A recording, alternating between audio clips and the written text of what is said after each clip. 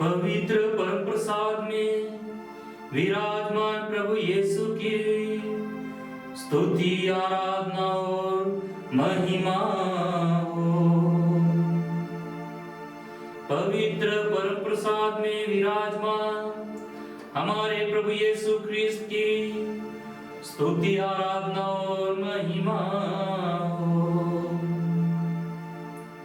पवित्र परम प्रसाद में विराजमान हमारे प्रभु यीशु ख्रिस्त की स्तुति आराधना और महिमा। आइए प्रिय भाई बहनों, हम अपने आप को प्रभु के हाथों में समर्पित करें। अपने परिवार को, परिवार के सभी लोगों को आइए हम सब मिलकर प्रभु की स्तुति आराधना करें। अपने आप को प्रभु के हाथों में समर्पित करें।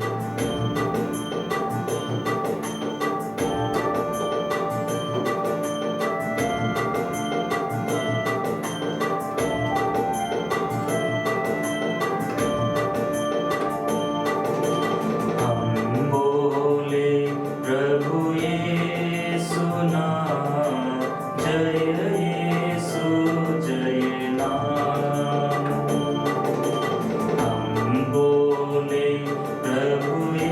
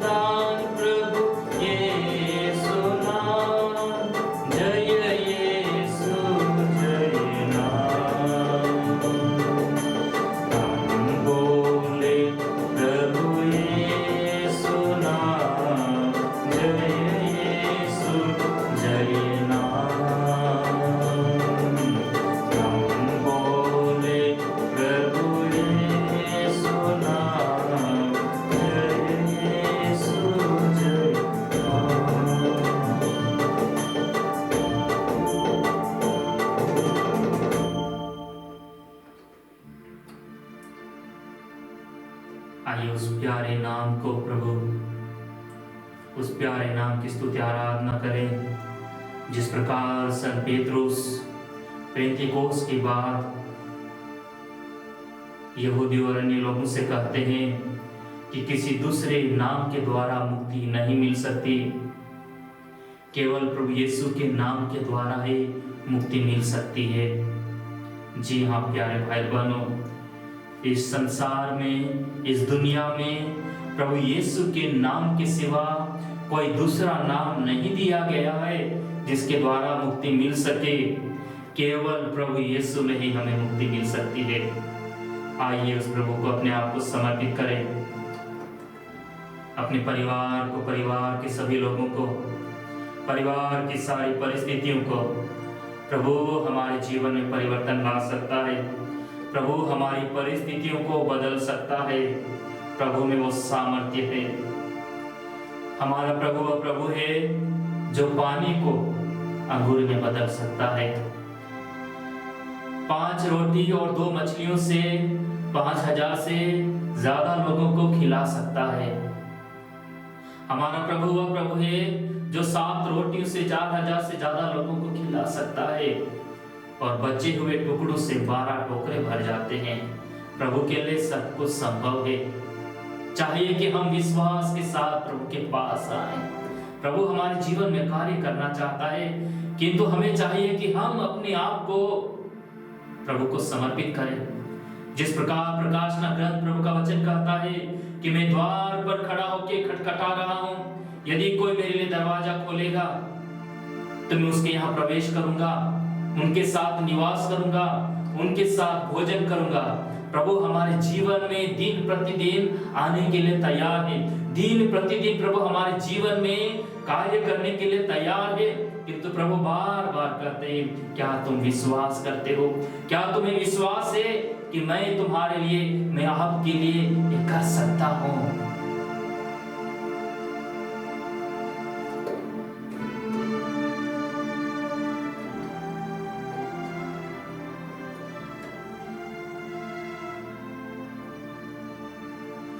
क्या हम विश्वास करते हैं? मरियम मगदलीना जो कि अपने जीवन में भटक गई थी, उसे लग रहा था सब कुछ खत्म हो गया, किंतु जब उसकी भेंट प्रभु से होती है, प्रभु कहता है मेरे पीछे चले आओ। और प्रभु का अनुसरण करती है। प्रभु अपने शिष्यों को, पेतरुस और उनके साथी लोग जो मछली मार रहे थे, उनसे कहा, प्रभु ने उनसे कहा कि तुम मेरे पीछे चले आओ। उन्होंने सब कुछ छोड़कर प्रभु का अनुसरण कर लिया और प्रभु उनके जीवन में, उनके जीवन के द्वारा महान महान कार्य करते हैं। प्रभु हमारी परिस्थितियों को बदल सकते हैं। आइए हम पवित्र आत्मा का आह्वान करें। पवित्र आत्मा हम पर, हमारे जीवन में, हमारे जीवन की परिस्थितियों पर, हमारे परिवार की परिस्थितियों पर अधिकार ले।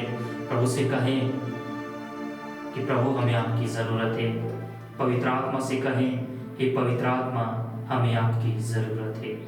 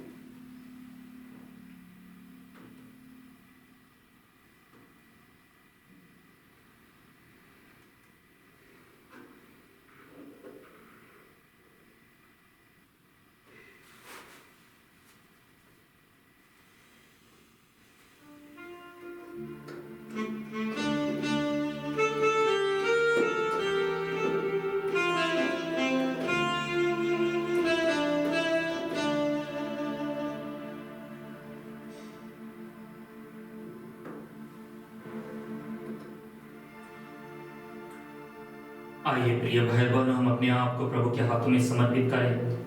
पवित्र आत्मा के सानिध्य में अपने आप को समर्पित करें। पवित्र आत्मा से कहें, पवित्र आत्मा आज मुझे आपकी जरूरत है। हे पवित्र आत्मा, मैं टूटा हुआ हूँ, बिखरा हुआ हूँ। परिवार की परिस्थितियों के कारण मैं इतना उलझ गया हूँ, व्यक्तिगत जीवन की विभिन्न परिस्थितियों के कारण मैं इतना उलझ गया हूँ कि मैं समझ नहीं पा रहा हूँ कि मैं क्या करूँ, किस ओर जाऊँ, किस प्रकार इन उलझनों को सुलझाऊं। हे पवित्र आत्मा, तो मेरी मदद कर। हे पवित्र आत्मा, आप हमारी मदद कीजिए।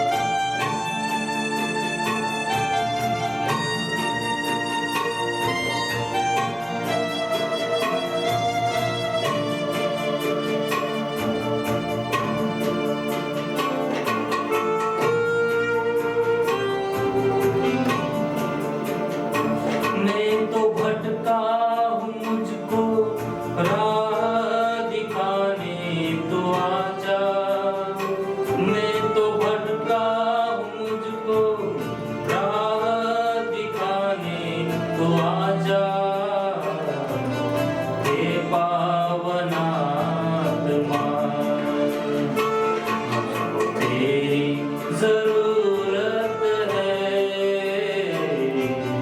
हे पावन आत्मा, मुझको तेरी जरूरत है। हे पावन आत्मा।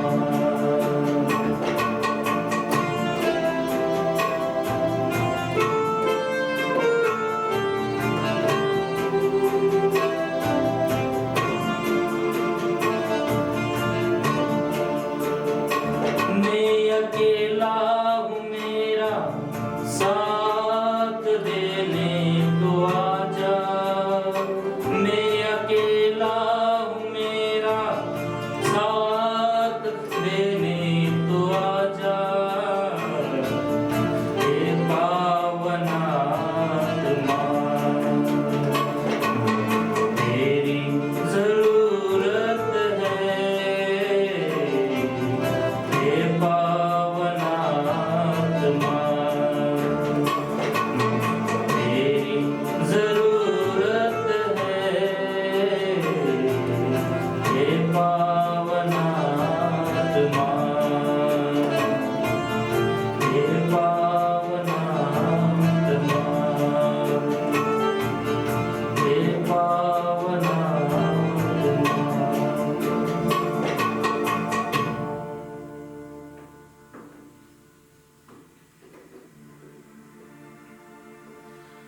आइए हम अपने आप को पवित्र आत्मा के सानिध्य में समर्पित करें।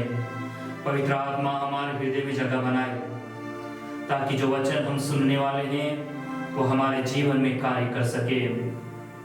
हमारे जीवन में, हमारे परिवार में हम प्रभु की योजनाओं को समझ सके। संत मत्ती के अनुसार पवित्र सुसमाचार अध्याय 13 वचन संख्या 24 से 30 तक यीशु ने लोगों के सामने एक और दृष्टांत प्रस्तुत किया। स्वर्ग का राज्य उस मनुष्य के सदृश है जिसने खेत में अच्छा बीज बोया था, परंतु जब लोग सो रहे थे तो उसका बेरी आया और गेहूं में जंगली बीज बोकर चला गया। जब अंकुर फूटा और बालें लगी तब जंगली बीज भी दिखाई पड़ा। इस पर नौकरों ने आकर स्वामी से कहा, मालिक, क्या आपने अपने खेत में अच्छा बीज नहीं बोया था? उसमें जंगली बीज कहां से आ पड़ा? स्वामी ने उससे कहा, यह किसी बेरी का काम है। तब नौकरों ने उससे पूछा, क्या आप चाहते हैं कि हम जाकर जंगली बीज बटोर लें? स्वामी ने उत्तर दिया, नहीं, कहीं ऐसा ना हो कि जंगली बीज बटोरते समय तुम गेहूं भी उखाड़ डालो। कटनी तक दोनों को साथ साथ बढ़ने दो। कटनी के समय मैं लूनने वालों से कहूंगा, पहले जंगली बीज बटोर लो और जलाने के लिए उनके गट्ठे बांधो, तब गेहूं मेरे बखार में जमा करो। प्रभु का सुसमाचार। हे प्रभु, आपका वचन हमारे आंखों के लिए ज्योति और हमारे पैरों के लिए दीपक बने।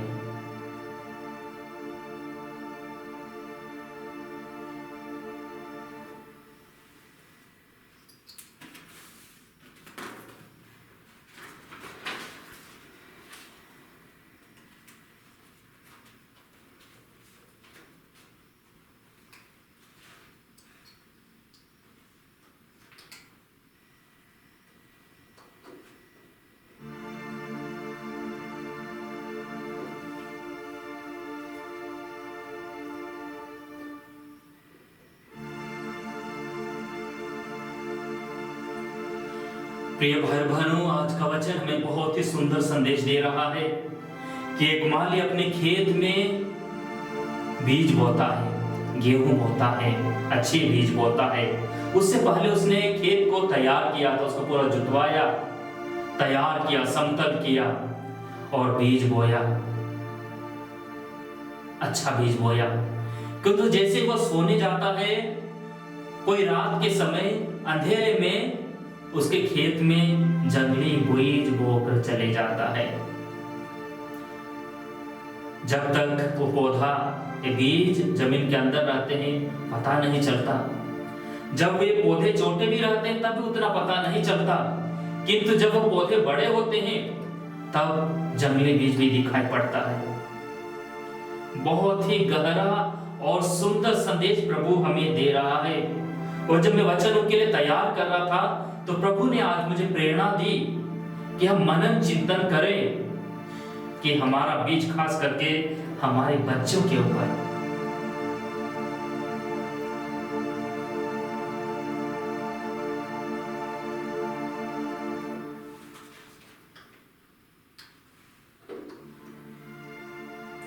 प्रिय भाई बहनों, स्तोत्र 127:3 में प्रभु का वचन कहता है, पुत्र प्रभु स्तोत्र 127:3 में प्रभु का वचन कहता है, पुत्र प्रभु द्वारा दी हुई विरासत है, संतति प्रभु द्वारा प्रदत्त पारितोषिक है। पुत्र प्रभु द्वारा दी हुई विरासत है, उसको संभाल के रखना बहुत जरूरी है। प्रिय भाई बहनों, हमारे परिवार में प्रभु ने आपको संतान दी है, छोटे छोटे नन्हे बच्चे, उनकी परवरिश आज के समय पर, आज के इस आधुनिक युग में, इस मोबाइल के युग में बहुत बड़ी चुनौती बन गई है। और यदि हम उनका ध्यान नहीं देंगे, यदि हम इस किसान के समान रात को भी सतर्क नहीं रहे, रखवाली नहीं की, तो अंधेरे में आकर हमारे बच्चों को, उनके जीवन को शैतान, हमारा बेरी चुरा ले जाएगा। क्योंकि प्रभु का वचन कहता है कि जागते रहो और हर समय प्रार्थना करते रहो, सतर्क रहो। प्रभु का वचन कहता है, क्या तुम्हें नहीं पता कि तुम्हारा बेरी शैतान तुम्हें सिंह के समान फाड़ खाने के लिए उतारू है, वो तुम्हें नष्ट कर देना चाहते हैं।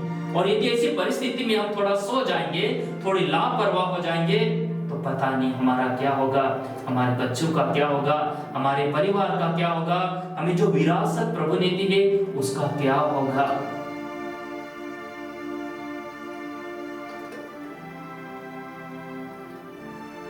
इसलिए स्तोत्र 127 आगे प्रभु का वचन कहता है, तरुणाई के पुत्र योद्धा के हाथ में बाणों जैसे है।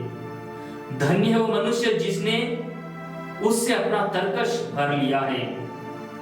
जब उसे नगर के फाटकों पर शत्रुओं का सामना करना पड़ेगा तो वह लज्जित नहीं होगा। धन्य वो मनुष्य जिसने अपना तरकश अच्छी बेटे बेटियों के द्वारा भरा हुआ है। तीर के समान है, बच्चे तीर के समान है। जिस प्रकार तीर को हम साधने से पहले निशाना साधते हैं, उसे धनुष पर रखा जाता है, खींचा जाता है और उसके बाद सही निशाना रखते हुए इसे छोड़ा जाता है और वो उस निशाने पर जाता है। क्या हम हमारे बच्चों को सही दिशा दे पा रहे हैं या वो अपनी इच्छा के अनुसार बढ़ रहे हैं? यदि वे अपनी इच्छा के अनुसार बढ़ेंगे तो बाद में दिशाहीन हो जाएंगे। कोई अंधेरे में हमारी आंखों के पीछे, हमारी पीठ के पीछे हमारे बच्चों के जीवन को बिगाड़ सकता है। खास करके आज का पुराने जमाने में जो बच्चे साथ में खेलते थे तो हमें केवल दूर से नजर रखनी पड़ती, कि तो आज ऐसा नहीं है।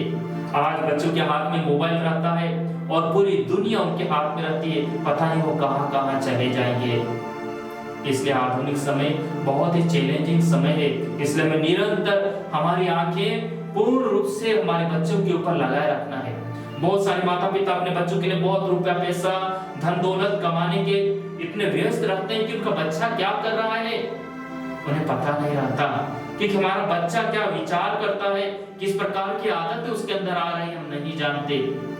उनको अपने से पीछा छुड़ाना तो बहुत सारी माताएं उनके हाथ में मोबाइल थमा देती है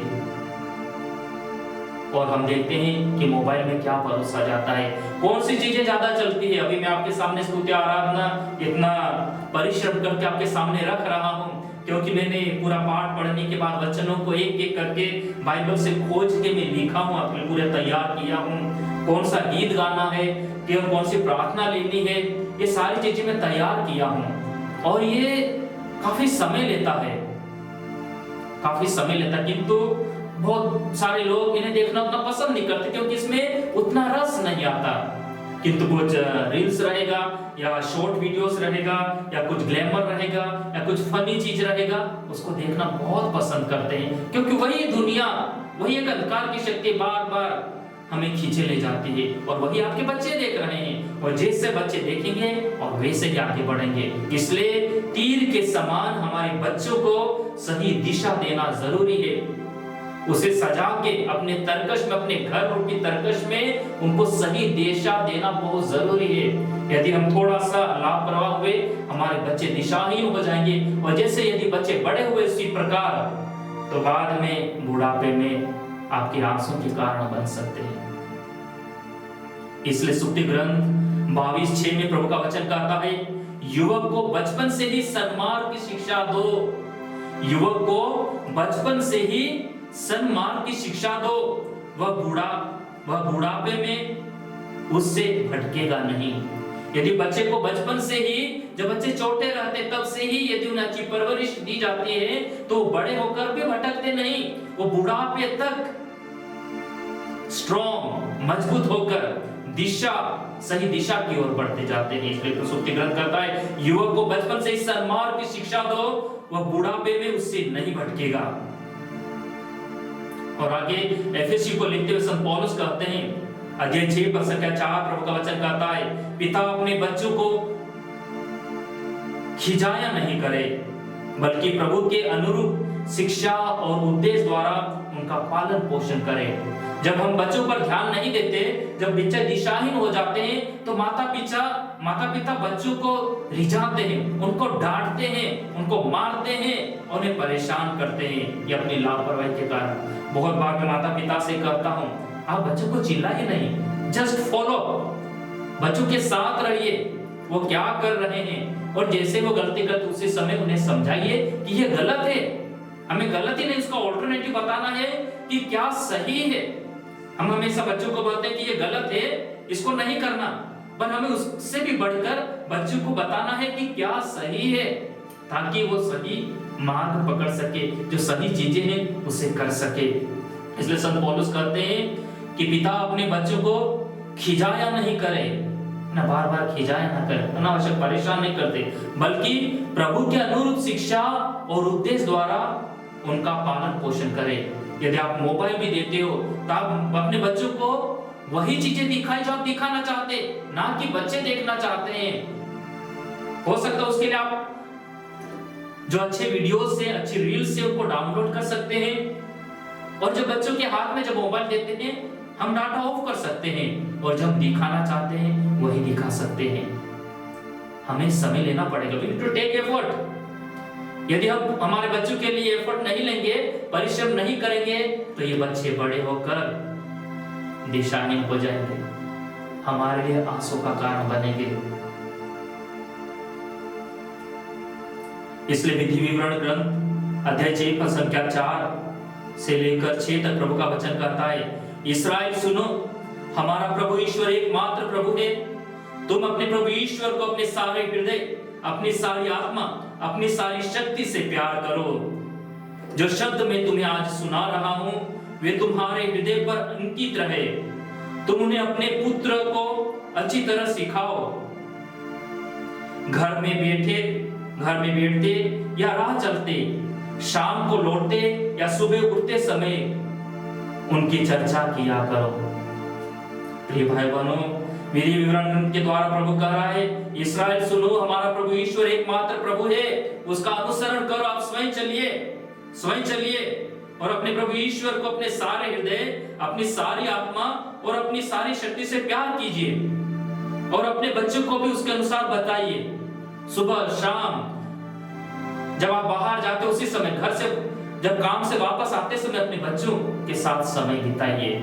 यदि आप अपने बच्चों के साथ समय नहीं बिताएंगे, तो आपके बच्चों के साथ कोई और समय बिताएगा, और बाद में बच्चे आपके हाथ से फिसल जाएंगे। इसलिए प्रभु कहता है, सुबह शाम स्वयं चलिए और अपने बच्चों को भी चलाइए।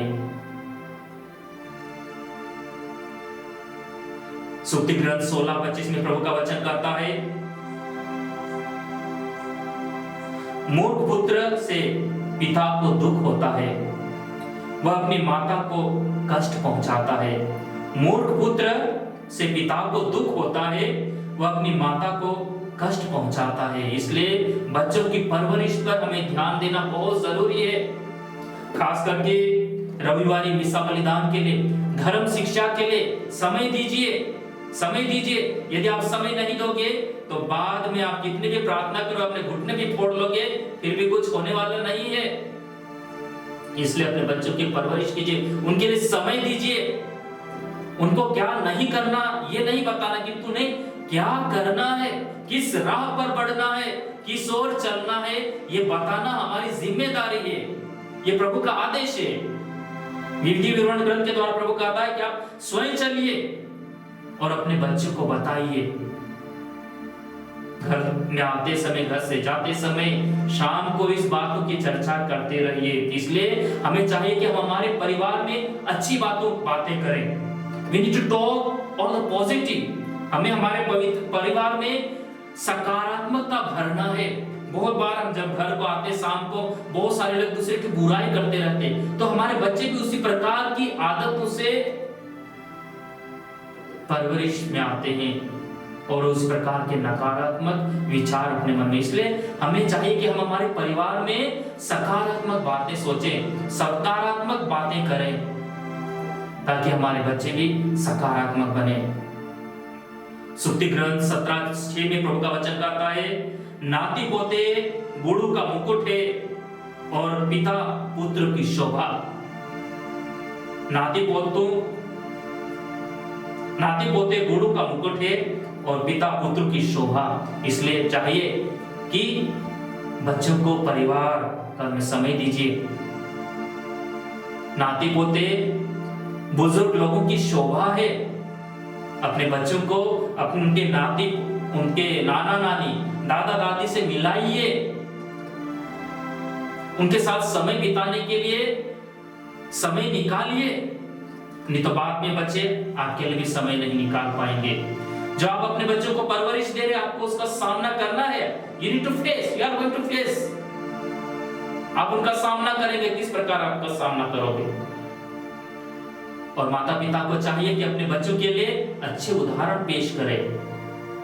बात करते समय, व्यवहार करते समय, आप जिस प्रकार का व्यवहार अपने माता पिता से करते हैं, बच्चे आपको देखकर ये सारी चीजें सीखते हैं।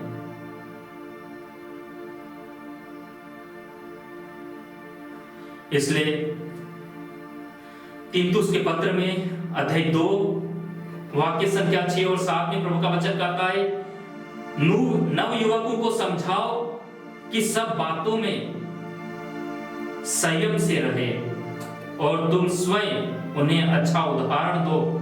तुम्हारी शिक्षा प्रामाणिक और गंभीर हो। तीतुस को लिखते संत पौलुस कहते हैं कि नव युवकों को समझाओ कि सब बातों में संयम से रहे। तो उससे पहले माता पिता को संयम से रहना पड़ेगा। आप अपने बच्चों के लिए आईना हो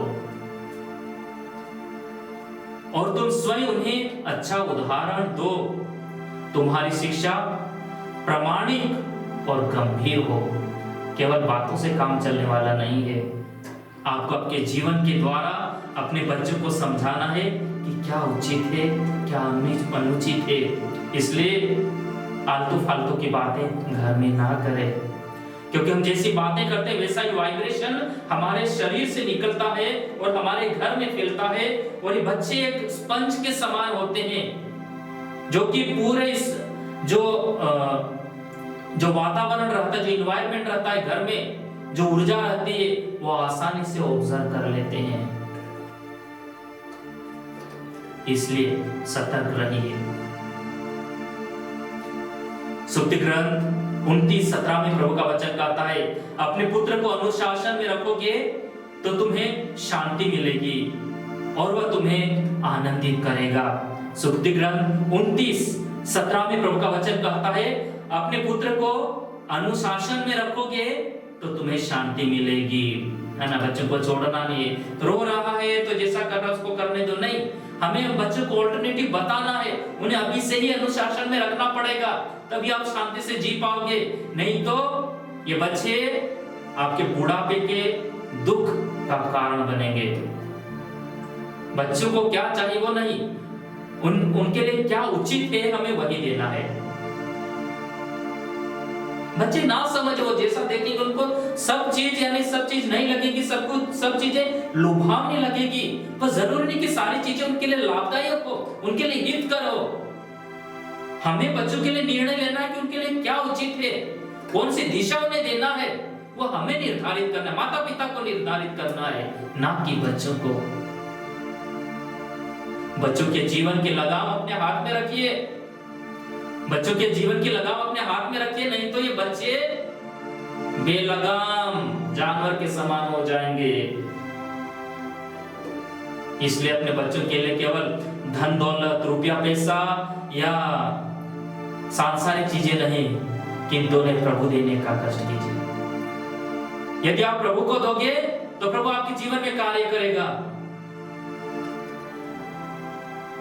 आपके बच्चों के जीवन में कार्य करेगा। यदि आप अपने बच्चों को प्रभु नहीं दोगे तो फिर बच्चे अंधेरे में भटकते रहेंगे और आपके लिए आंसू का कारण बनेंगे। एक बार आप ध्यान से अपने जीवन में उतार लीजिए।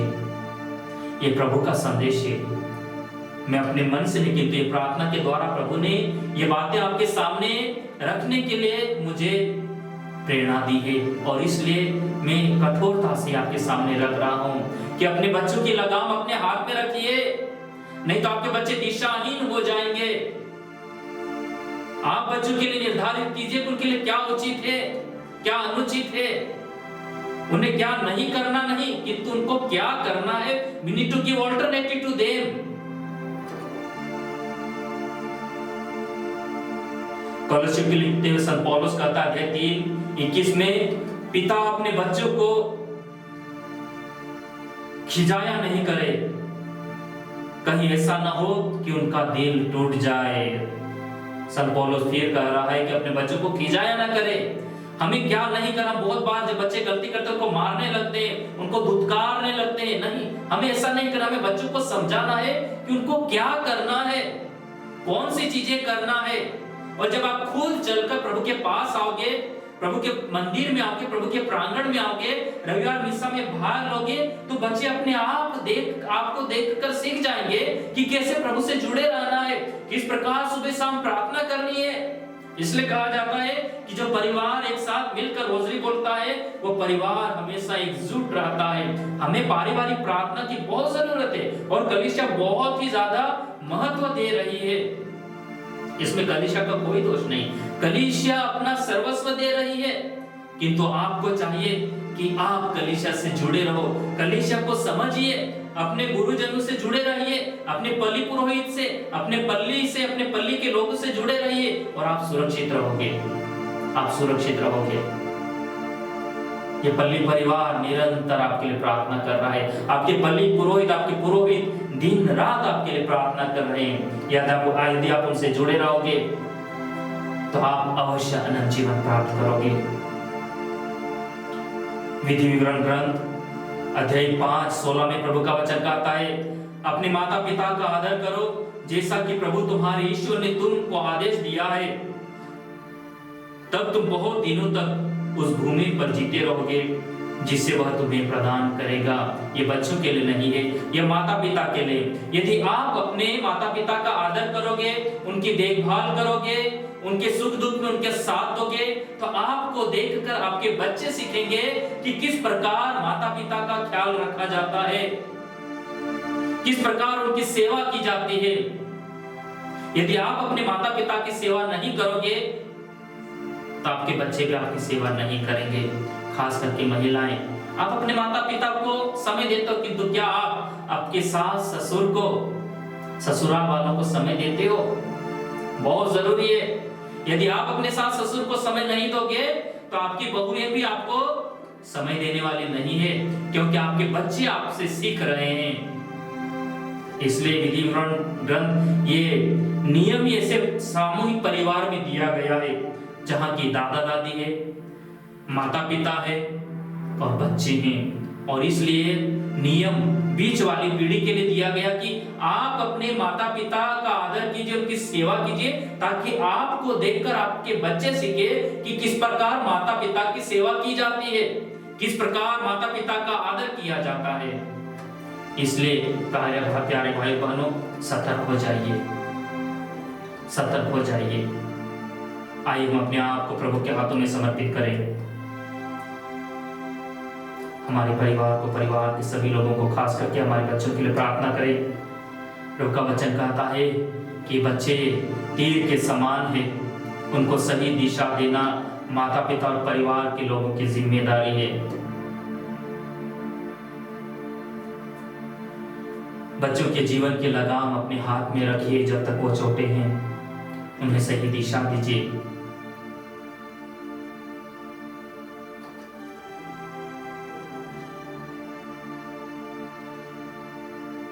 आइए हम प्रभु से कृपा मांगे। प्रभु से कहें, प्रभु मुझे आपके अनुरूप बना लीजिए, आपकी शिक्षा के अनुरूप बना लीजिए। Thank you Jesus, praise you Jesus, love you Jesus. आइए हम अपने आप को प्रभु के हाथों में समर्पित करें। प्रभु से कहें, प्रभु हम पर अधिकार लीजिए, हमारे परिवार पर, परिवार की सारी परिस्थितियों पर, विशेष रूप से प्रभु हमारे बच्चों को आपके हाथों में समर्पित करते हैं। उनके अच्छे से परवरिश करने के लिए कृपा प्रदान कीजिए।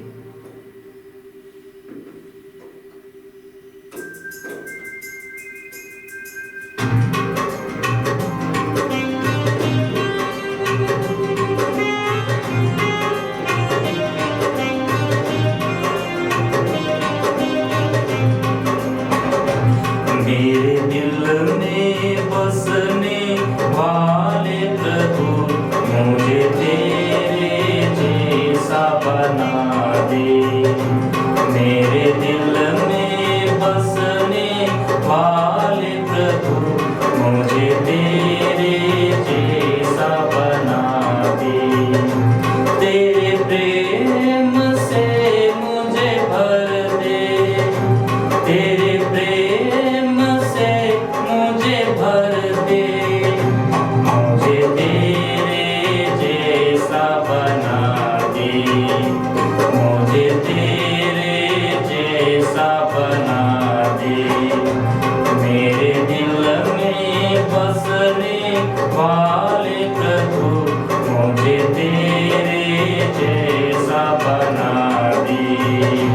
मेरे दिल में बसने वाले प्रभु, मुझे तेरे जैसा बना दे।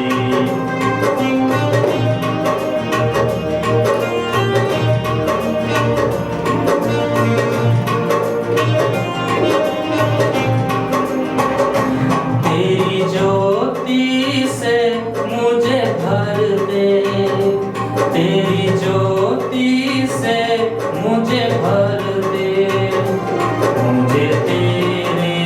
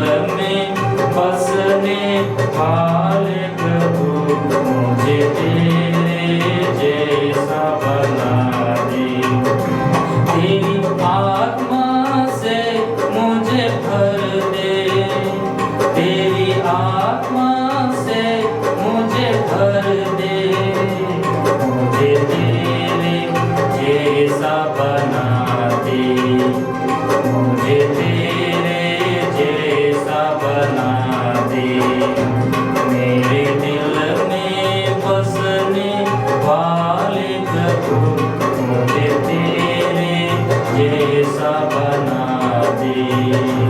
मेरे दिल में बसने वाले प्रभु मुझे तेरे जैसा बना दे। मुझे तेरे जैसा बना देना, मुझे तेरे जैसा बना दे।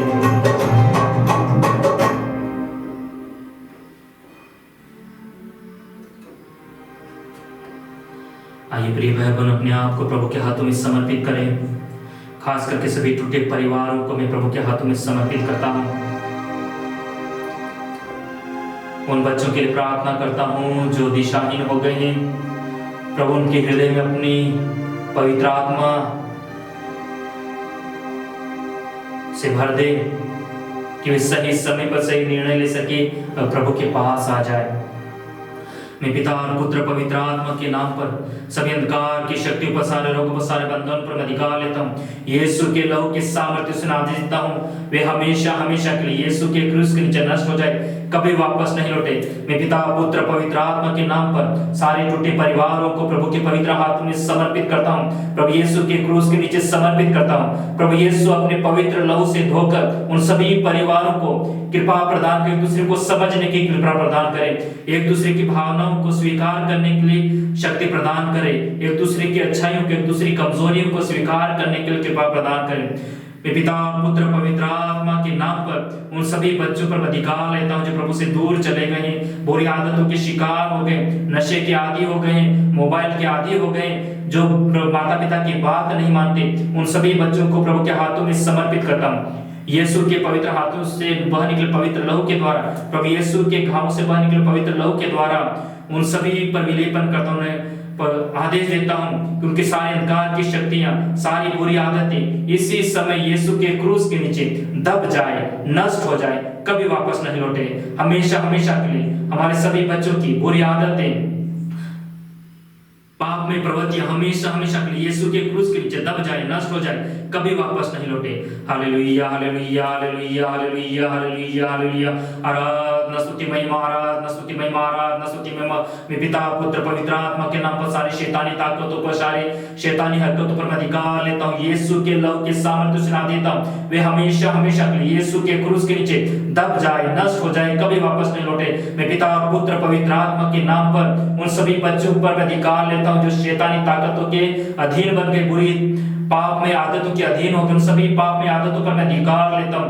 यीशु के लहू के सामर्थ्य से आदेश देता हूं, वे हमेशा हमेशा के लिए यीशु के क्रूस के नीचे नष्ट हो जाए, कभी वापस न लौटे। मैं पिता पुत्र पवित्र आत्मा के नाम पर जो हमारे बच्चों के अंदर बुरी आदत है, उन सभी बुरी आदतों पर मैं अधिकार लेता हूं। यीशु के लहू के सामर्थ्य से आदेश देता हूं, वे हमेशा हमेशा के लिए वो सारी बुरी आदतें यीशु के क्रूस के नीचे दब जाए, नष्ट हो जाए, उसी क्रूस के नीचे जिस क्रूस पर प्रभु यीशु ने शैतान को, उनके सारे साम्राज्य को हराया था, हमेशा हमेशा के लिए नष्ट हो जाए। Hallelujah hallelujah hallelujah hallelujah.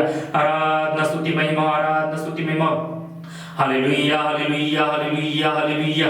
आइए पवित्र आत्मा हमारे परिवार में उतर आइए, हमारे बच्चों में उतर आइए, हमारे बच्चों की अच्छी आदतों में आ जाए, उनके जीवन में आ जाइए। आइए पवित्र आत्मा अपने सातों वरदानों के साथ, 12 फलों के साथ आइए हमारे परिवार में आइए, परिवार के सभी लोगों पर अधिकार लीजिए। पेंटिकोस के दिन के समान पवित्र आत्मा हमारे परिवार में आ जाए, हमारे घर में आ जाइए, हमारे घर के कोने कोने को अपने सामर्थ्य से, अपनी उपस्थिति से भर दीजिए। आइए पवित्र आत्मा हमारे परिवार को, सभी सदस्यों को समर्पित करते हैं जिन्हें आपके स्पर्श की जरूरत है। हे पवित्र आत्मा उन्हें प्रार्थना का वरदान दीजिए, आपकी संगति में, आपके सानिध्य में बढ़ने के लिए वरदान कीजिए। आइए पवित्र आत्मा हम पर अधिकार लीजिए, हमारे परिवार पर, विशेष रूप से हमारे बच्चों पर अधिकार लीजिए। हमारी पूरी कलीसिया को प्रभु आपके हाथों में समर्पित करते हैं, हमारे गांव के आसपास के सभी परिवार को प्रभु समर्पित करते हैं। आइए पवित्र आत्मा हम पर अधिकार लीजिए, पूरे संसार पर अधिकार लीजिए। ये संसार की मुक्ति के प्रभु आपका वचन कहता है यूहन्ना 16 के द्वारा, जिनके द्वारा कि ईश्वर ने संसार को इतना प्यार किया कि उसने उसकी मुक्ति के लिए अपने एकलौते पुत्र को अर्पित कर दिया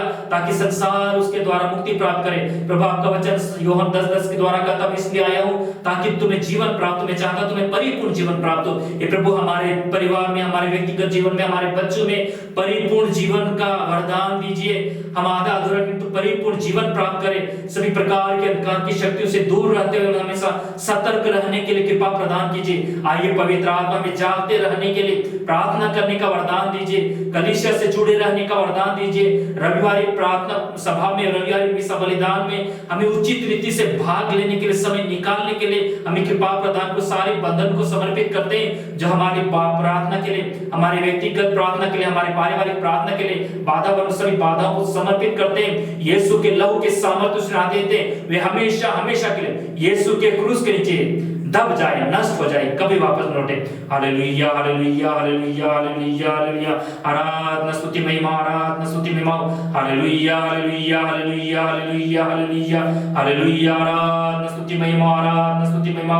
हालेलुया हालेलुया हालेलुया। ये प्रभु यीशु अपने दूतों, महादूतों, संतों और शहीदों के रथ के सामर्थ्य से हमारी रक्षा कीजिए। हे प्रभु अपने दूतों, महादूतों, संतों और शहीदों के रथ के सामर्थ्य से हमारे परिवार के सभी लोगों को सुरक्षा प्रदान कीजिए। हे प्रभु अपने दूतों, महादूतों, संतों और शहीदों के रथ के सामर्थ्य से हमारे घर की रक्षा कीजिए।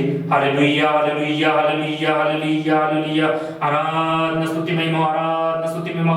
Hallelujah hallelujah hallelujah hallelujah hallelujah.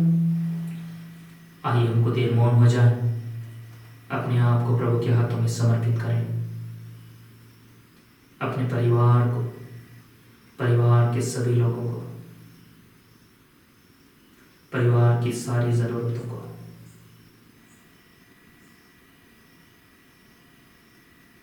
हमारे बच्चों को, विशेष रूप से जिन्हें प्रार्थना की जरूरत है, पूर्ण भरोसे के साथ हम वही प्रार्थना बोले जो प्रभु यीशु ने हमें सिखाई थी। हे हमारे पिता जो स्वर्ग में है, तेरा नाम पवित्र माना जाए, तेरा राज्य आवे, तेरी इच्छा जैसे स्वर्ग में है वैसे पृथ्वी पर भी पूरी हो। हमारा प्रतिदिन का आहार आज हमें दे और हमारे अपराध क्षमा कर जैसे हम भी अपने अपराधियों को क्षमा करते हैं। हमें परीक्षा में ना डाल परंतु बुराई से बचा। आमीन। आइए हम प्रभु से आशीष प्राप्त करें।